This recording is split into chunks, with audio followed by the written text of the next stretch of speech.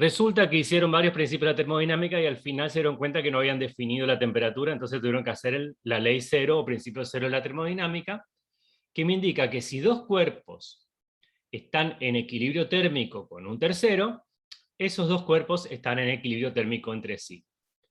Para verlo desde el punto de vista del termómetro, si yo pongo este termómetro en el objeto 1 y me marco una temperatura, digamos 30 grados, y a continuación lo hago con el objeto entre el termómetro y el objeto 3, y marca 30 grados, o sea, me marca lo mismo, por no decir grados, el objeto 1 y el 3 están en equilibrio térmico entre sí. ¿Qué quiere decir que estén en equilibrio térmico? Que no hay calor neto que se desplace de un objeto a otro. ¿Por qué aclaro lo de neto? Porque si miramos la figura a la derecha, el calor se desplaza de 1 a 3 y de 3 a 1, o puede transformar, también transportarse energía mediante trabajo, pero la suma de todas y los intercambios individuales de partículas o de átomos, que ahora lo vamos a ver más adelante, es igual a 0. ¿No? No quiere decir que dos objetos en equilibrio térmico no intercambien energía, sí lo hacen, pero el intercambio neto va a ser 0. Bien, eso era uno de los principios que habíamos quedado de la clase pasada. Voy a avanzar un poquito acá. Que gracias a eso podemos usar el termómetro. Esa es la base del termómetro. Y seguimos por el primer principio de la termodinámica, o ley de conservación de la energía, que nos dice que en un sistema aislado, la energía total de ese sistema permanece constante. Traducción: no existe ni puede existir nada capaz de generar energía a partir de la nada, digamos. No existe ni puede existir nada capaz de hacer desaparecer la energía. Entonces, si hay una observación de que la cantidad de energía varía, siempre será posible atribuir dicha variación a un intercambio de energía con algún otro cuerpo o con el medio circundante. La energía no se puede crear, y muchas veces vemos que, lamentablemente no le preparé acá, pero le voy a mostrar después, hay muchos inventos que dicen que crean energía a partir de la nada, que mal llamados mecanismos de movimiento perpetuo. Un mecanismo de movimiento perpetuo de primera especie sería aquel que pueda crear energía a partir de la nada. Entonces eso termodinámicamente es imposible, y siempre me dicen, ay, tal fulano que lo demostró. Bueno, en ese caso iremos a la Facultad al lado de Artes, la cerramos con un candado y una cadena, porque ya va a ser inútil, digamos, todo lo que se hace ahí. Hasta ahora no se ha podido descubrir que se pueda crear energía. Ahora, una salvedad: cuando hablo de energía, la materia está incluida dentro de eso. O sea, si sabemos por la famosa ecuación de Einstein, energía es igual a masa por velocidad de la luz al cuadrado, que la energía y la masa son conceptos intercambiables. Incluso esta semana salió que hicieron un experimento en Estados Unidos, mediante el cual supuestamente lograron transformar radiaciones electromagnéticas, o sea, luz, para decirlo mal y pronto, en materia. Todavía es controvertido ese experimento, pero digamos que en teoría se puede hacer también. Así como se puede transformar materia en energía, y eso es algo que pasa a pequeña escala en las plantas nucleares, al revés también. Así que esto tenemos que incluirlo dentro de estas ecuaciones de energía. Pero básicamente no se puede crear energía ni se la puede destruir. La energía es una de esas variables que habíamos dicho que se conservan en el universo. Ahora, la pregunta que nos hacíamos del millón es: si la energía no se puede ni crear ni destruir, entonces, ¿cuál es todo este asunto de que tanta preocupación tenemos por la energía? Porque si lo único que necesitaríamos es reciclarla constantemente y utilizarla. Bueno, ahora vamos a ver por qué no es tan sencillo, o mejor dicho, por qué no es posible eso. Otra consecuencia de la primera ley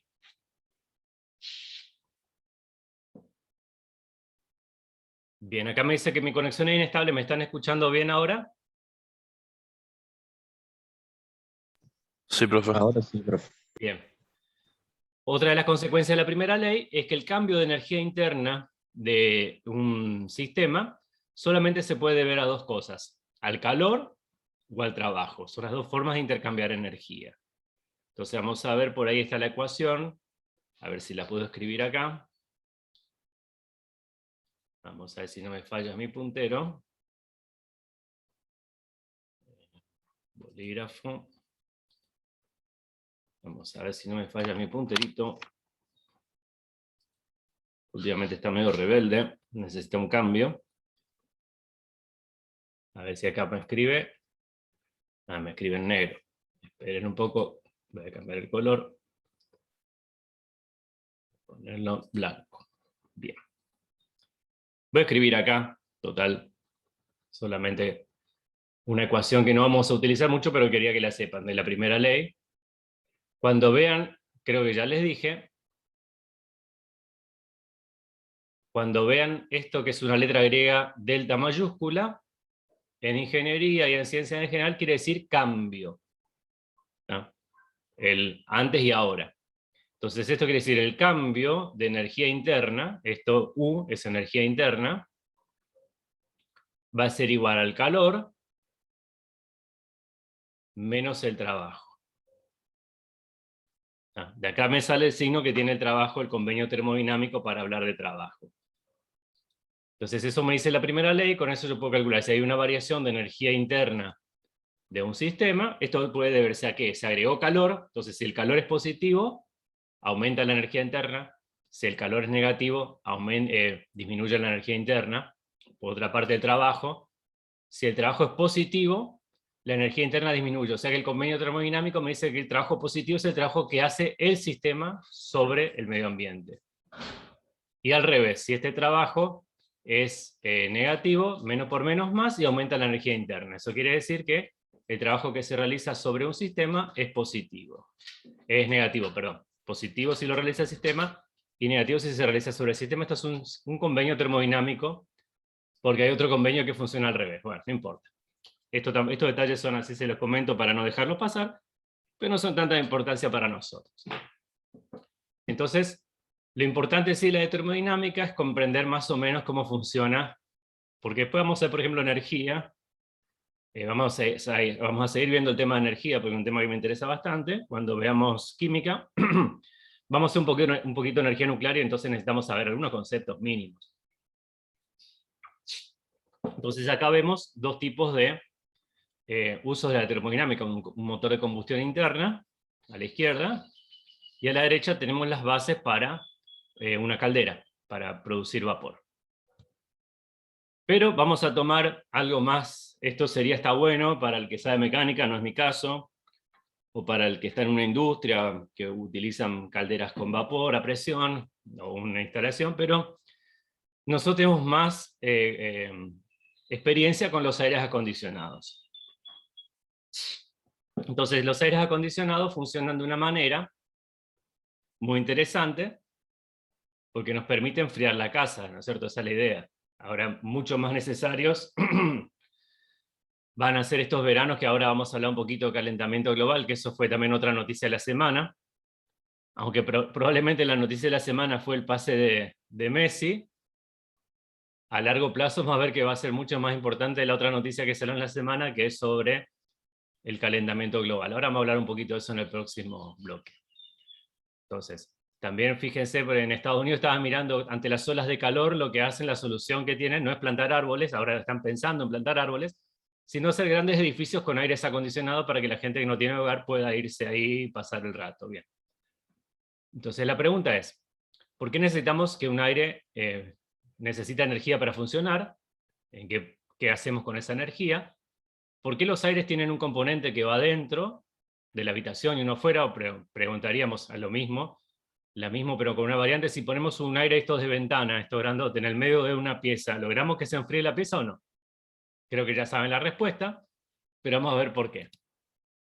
Entonces, supongamos que tenemos vamos a ver qué pasa con el verano acá en Misiones, pero ayer, por ejemplo, se registró la temperatura más alta en Europa desde que se lleva ese registro. Creo que en Sicilia estuvieron cerca de los 50 grados, en la parte justamente donde era Arquímedes, Siracusa. En Siracusa se registraron 48,7 grados, una cosa así. Bien. Entonces, ¿cómo podríamos hacer para enfriar una habitación ahí en ese lugar en un día de calor? Entonces, Una de las cosas que podríamos intentar es decir, bueno, le mandamos todo el calor de la casa a la casa del vecino. Entonces se enfría mi casa. Disminuye la cantidad de calor de mi casa, baja la temperatura. Y eso no lo podemos hacer por la ley cero de la termodinámica, porque la ley cero de la termodinámica me va a decir también que la temperatura fluye. ¿En qué sentido fluye perdón, en qué sentido, hasta yo me confundo con el uso normal. ¿En qué sentido fluye el calor? El calor fluye desde la temperatura, ¿de cuál a cuál? Si yo tengo mucho calor, una habitación a gran temperatura, necesito tener otra habitación a baja temperatura, entonces el calor va a fluir en forma natural desde la mayor temperatura a la menor temperatura. Ahora, probablemente en un día de calor, mi casa y la casa del vecino, salvo que mi vecino tenga una fábrica de hielo, van a estar a la misma temperatura. Entonces es imposible que circule calor. Las dos casas estarán en el equilibrio térmico, entonces no puedo deshacerme del calor. Otra sería destruir la energía térmica. Entonces digo, toda esta energía térmica que está en casa, la destruyo, tengo menos calor, baja la temperatura, y como dijimos recién, el calor la energía no solamente no se puede generar, sino que tampoco se puede destruir. Entonces, no habría forma de hacerlo. Entonces, una tercera posibilidad sería convertir energía térmica en energía eléctrica. Sería genial, agarramos todo el calor de la casa, ¿tá? Y de alguna manera lo convertimos en energía eléctrica. Matamos dos pájaros de un tiro, enfriamos la casa y generamos energía, por ejemplo, para iluminar. Lamentablemente esto no se puede hacer por un nuevo principio que le vamos a hacer como la segunda ley de la termodinámica. Esta es la que nos liquida todo lo que queremos hacer de divertido. Nos lo liquida la segunda ley de la termodinámica, porque lo que nos dice esta ley, básicamente es que la energía está bien, no se pierde, pero sí se vuelve menos útil para generar trabajo. Vamos a ver que, como dice acá, si la energía no se pierde, ¿por qué tenemos que preocuparnos por no gastarla? ¿No podemos seguir reutilizándola? Dice que una vez que la energía es transferida o transformada, una parte de ella, y a veces toda, se vuelve menos útil. Eso es lo que nos dice la segunda ley de la termodinámica. Se convierte en algo que se puede decir como energía de bajo nivel. ¿Y qué quiere decir esto? Quiere decir, por ejemplo, hablemos por ejemplo de un motor de combustión. Una gran parte de la energía que está almacenada en el combustible, una pequeña parte, mejor dicho, se transforma en movimiento del automóvil, pero mucho de ello se utiliza para calentar distintas partes, se pierde como energía térmica. ¿Y cuál es el problema de la energía térmica? El problema de la energía térmica es que es una energía desordenada. ¿Tá? Pasamos de algo que tenía mucho orden, que era el combustible, que tenía átomos en moléculas perfectamente definidas, que tenía almacenada energía potencial, a calor, a energía térmica, que es difícil volver a juntar. Imagínense un ejemplo más sencillo. Imagínense que quemamos un trozo de leña. ¿Ya? Convertimos esa energía potencial de los enlaces químicos en energía térmica. ¿Podemos volver a convertir toda esa energía térmica en la leña nuevamente? Teóricamente sería posible, pero la probabilidad es tan baja que suceda que no es que no esté la energía está ahí, pero que todas las moléculas que están dispersas en el aire se vuelvan a juntar para formar justamente la estructura que tenía la leña, es algo tan improbable que pueden pasar varias vidas del universo y eso no va a suceder. ¿Tá? Vamos a ver que en la concepción moderna no existen sucesos imposibles, pero sí altamente improbables. Entonces, cada vez que utilizamos, generamos trabajo, de alguna manera siempre estamos generando calor, fricción, energía que no es que se pierde, sino que se vuelve muy difícil de convertir en forma ordenada. Y esto, en la segunda ley de la termodinámica, es algo que se llama entropía. Se dice que toda actividad genera un aumento de la entropía. La entropía es el desorden que se produce en el universo, hasta que finalmente esté todo desordenado y el universo se termine, lo que se llama la muerte térmica del universo, cuando lleguemos a un universo que esté a 0 grados Kelvin.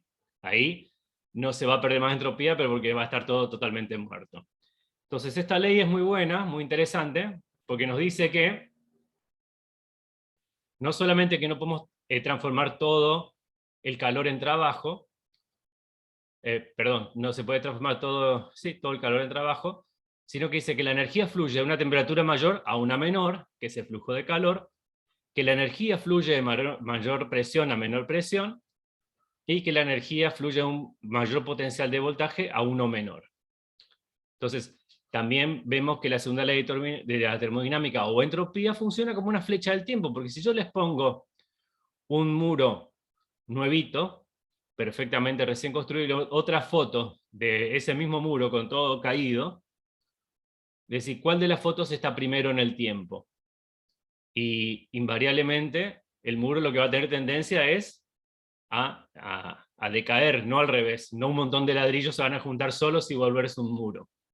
Claro, si ponen una foto mía hace 20 años acá y una foto ahora, van a que aparecieron canas, arrugas, etc. Bueno, el paso del tiempo, la segunda ley de la termodinámica es inevitable para todos.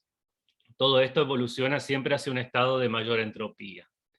Si vemos que, y acá llegamos a lo que hace el aire acondicionado, vamos a ver que si observamos algunos sistemas, la entropía de ese sistema disminuye, o sea, se vuelve más ordenado. ¿Pero a costa de qué? De que tenemos que desordenar otro sistema.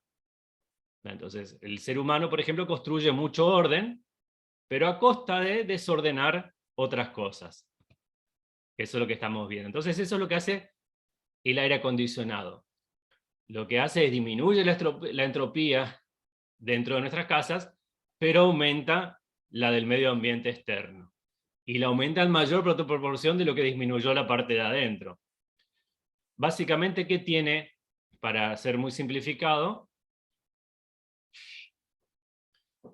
vamos a ver, y esto también tiene que ver con lo que vamos a comenzar a ver hoy un poco de química. Generalmente el aire tiene dos partes, una exterior y una interior. Esto también, por ejemplo, es cómo funciona una heladera. Y tiene tres partes básicas. Tiene un evaporador, un compresor y un condensador. Entonces vamos a empezar por acá adentro, y dentro de todo este sistema circula lo que se conoce como un fluido refrigerante.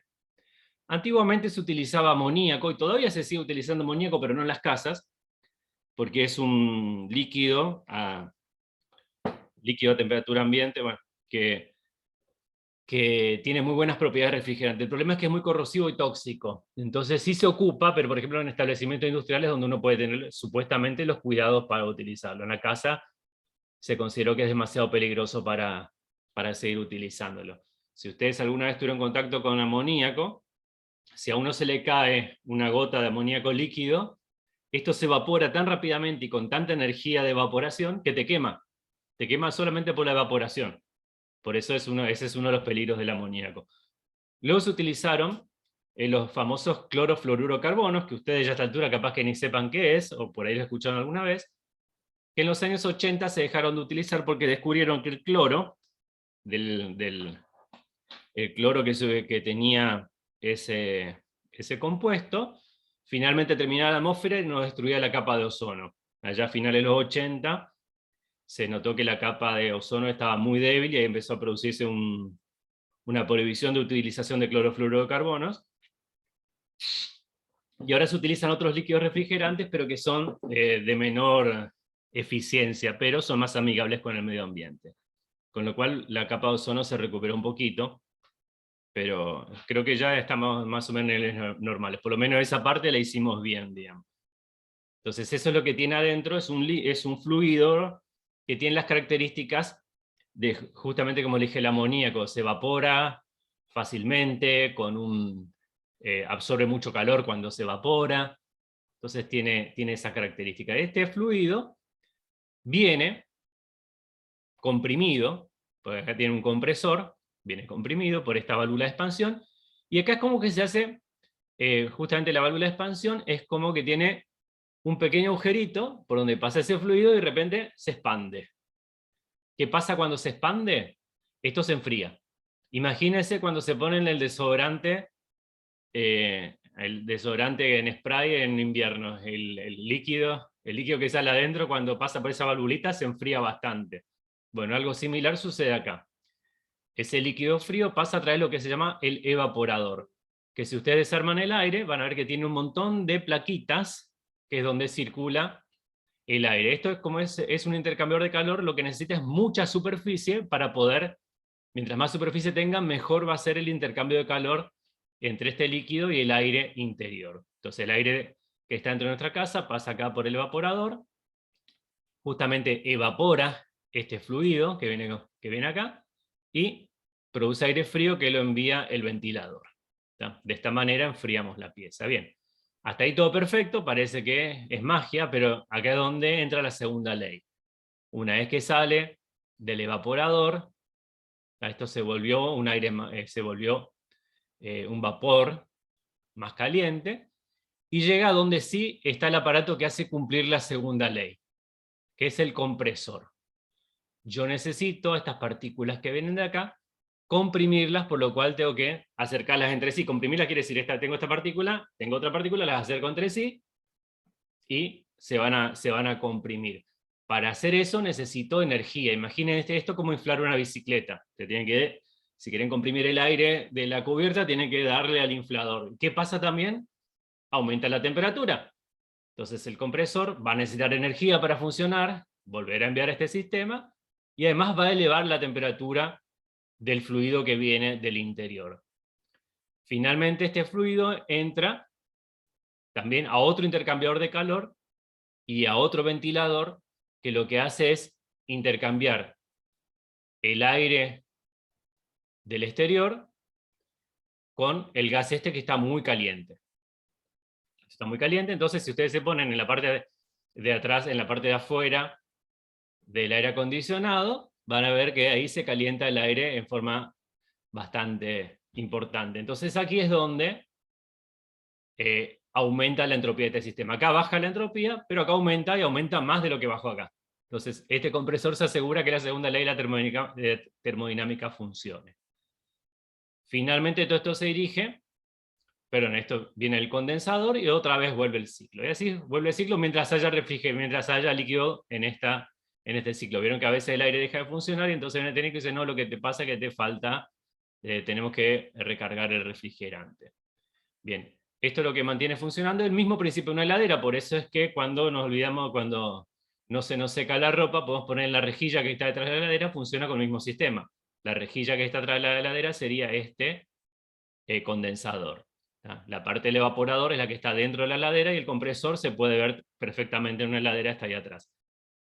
Un aire split, lo único que diferencia de todo esto es que tiene un equipo que funciona en la parte externa y un equipo que funciona en la parte interna. Y lo que también carece el aire split es que generalmente los de ventana pueden renovar el aire de la habitación, mientras que los de split no. Por eso es que ahora supuestamente están prohibidos. Esto es lo que les decía, que todo el trabajo se puede volver calor. Yo puedo, imagínense, yo puedo hacer girar una pala y con eso aumentar la temperatura del agua. Pero no todo el calor se puede volver trabajo. Entonces, las máquinas térmicas, que son las máquinas de vapor, motores de explosión, generalmente tienen una eficiencia menor a un 40%. ¿Cómo funcionan esto? Funcionan mediante,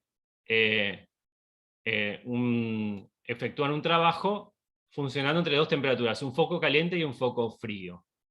Acá hay una ecuación que no sé si las puse acá, pero no es tan importante.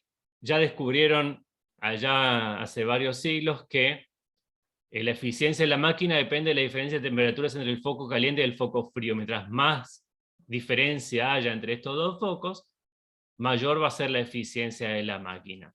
Y otra cosa que también se demostró, que si lo pueden buscar en los libros de termodinámica del ciclo de Carnot, demostró que la eficiencia, en el mejor de los casos, eliminando todas las pérdidas, etcétera, etcétera, nunca puede ser superior a un cierto número. Entonces es imposible hacer esta transformación en un 100%.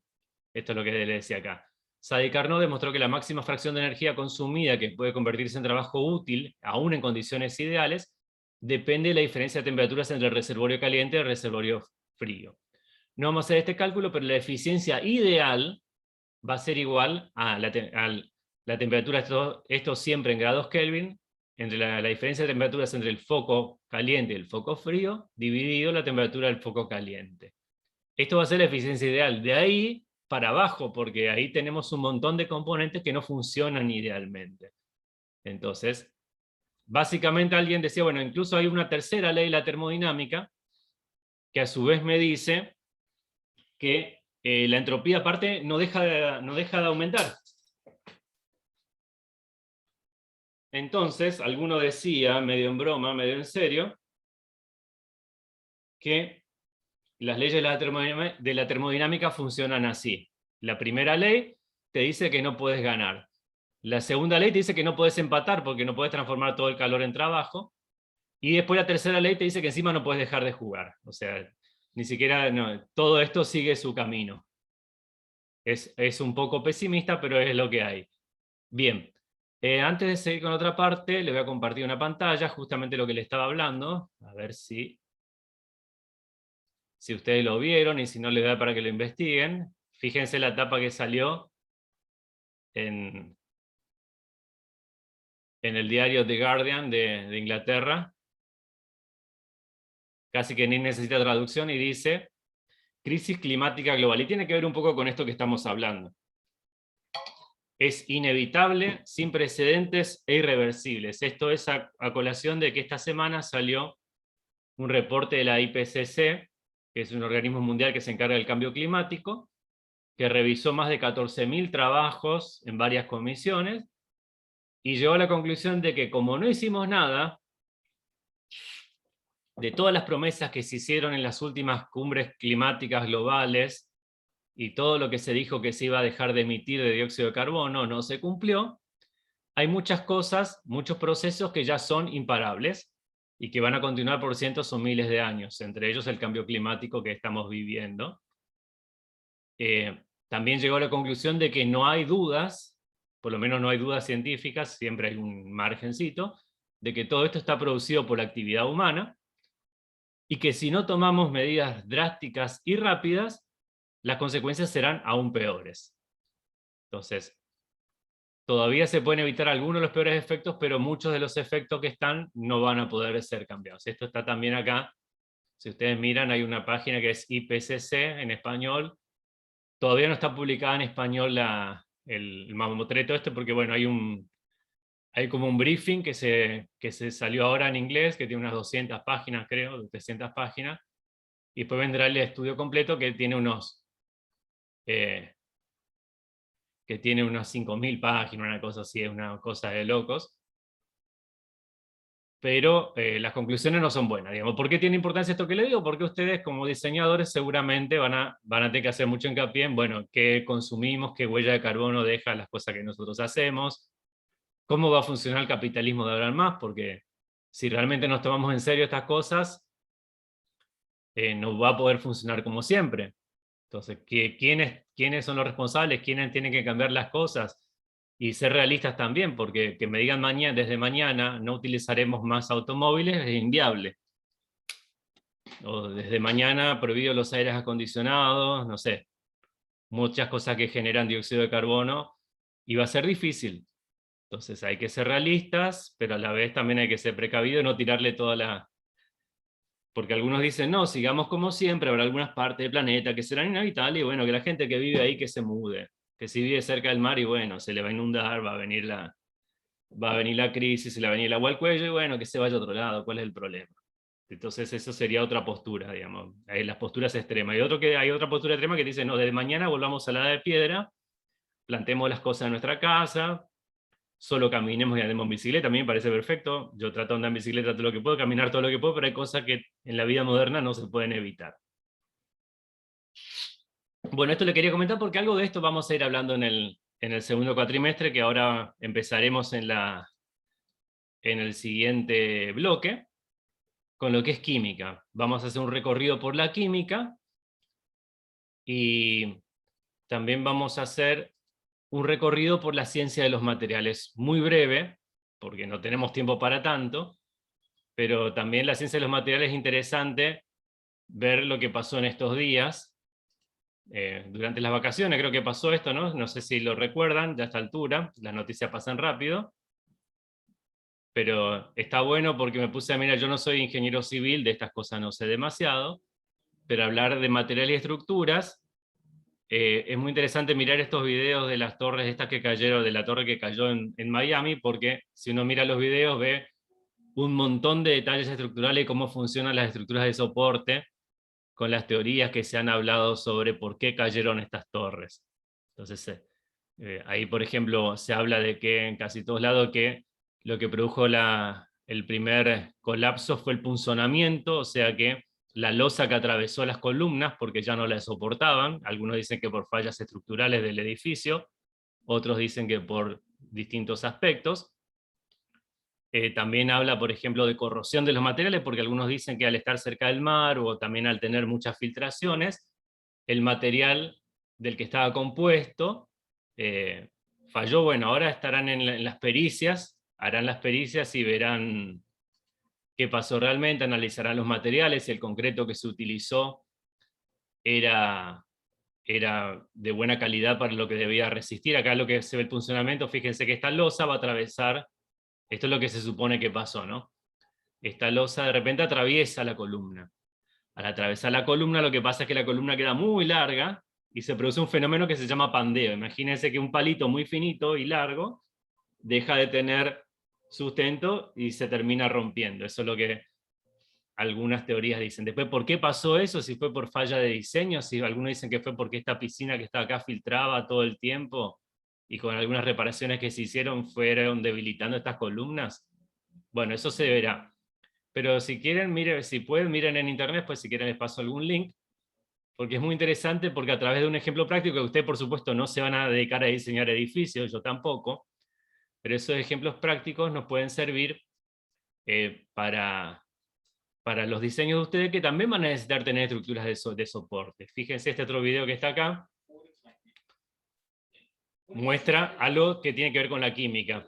¿Por qué puede empezar a fallar a ver si está acá?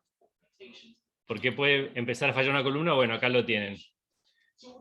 La columna necesita, el concreto vamos a ver que tiene una buena resistencia a la compresión, no así a la tracción. Entonces necesita tener un refuerzo de vigas de hierro.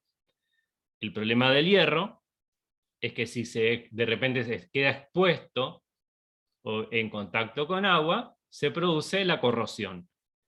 Al producirse esa corrosión, la resistencia que tienen estas barras no va a ser la que se calculó y pueden producirse fallas estructurales. Vamos a ver también, por ejemplo, una cosa interesante que decían, que la falla que hubo en este caso es totalmente frágil. ¿Qué quiere decir esto? No hubo grandes deformaciones antes de romperse. Lo peor que te puede pasar cuando uno hace un objeto que tiene que tener resistencia. Pues lo bueno es que se deforme todo lo posible antes de romperse, entonces nos da como un aviso. Bien, entonces eso no vamos a verlo, no vamos a verlo en profundidad, pero sí les recomiendo que si pueden miren esos videos. Hay un video muy interesante de un arquitecto argentino que tiene una teoría que puede ser controvertida, puede ser, mirando los planos, dice que esa estructura no tenía la cantidad suficiente de vigas para sostener la estructura. Está bueno porque hace una demostración que podemos hacer en casa de cómo funciona una estructura con vigas y una estructura sin vigas, solamente con palitos y cartón. Bien, acá terminamos esta primera parte. Al volver, sí, entramos de lleno en el segundo cuatrimestre, así que son 9:25, volvemos 9:35. A ver, sí, 9:35 volvemos. Entonces lo corto acá y volvemos enseguida.